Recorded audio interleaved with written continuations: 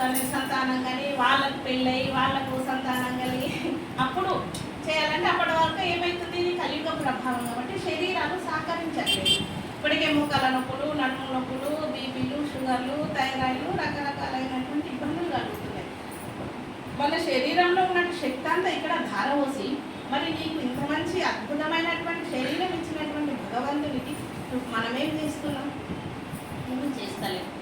కాబట్టి ఎందుకోసము ఈ శాస్త్రాలు ఈ విధంగా చెప్పబడ్డాయి అంటే ముందటి నుండి మనం చేస్తూ ఉండాలి. అంటే చిన్నప్పటి నుండి అది అలవాటు అయింది అనుకోండి.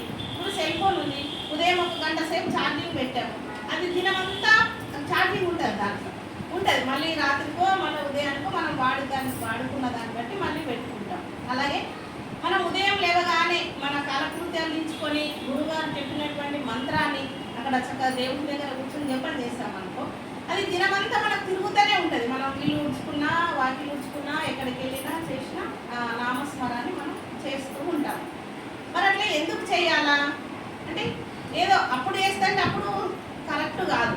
ఎందుకంటే శరీరం సహకరించని అప్పుడు ఏం కూర్చుంటావు, గురుగారు ఏం చెప్తారు మనకు ఉపదేశమే అని 5 మాలలు తప్పకుండా ఖచ్చితంగా చేయాలని చెప్తారు. సరే, కొత్తగా దీక్ష తీసుకున్నాం, చాలా సంతోషంగా ఆహ్లాదంగా ఉత్సాహంగా ఇక చేస్తాం, 5 గారు 15 చేస్తాం. ఇక కొద్దిగా తగ్గిపోతుంది శ్రద్ధ.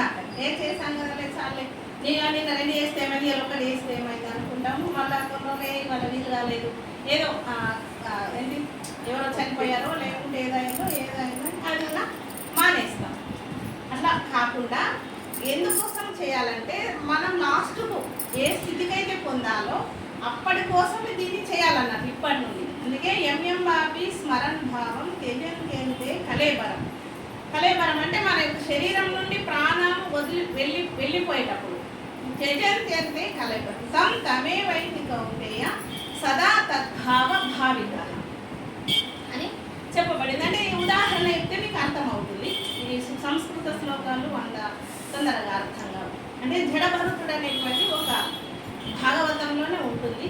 జడభరతుడు అనేటువంటి ఒక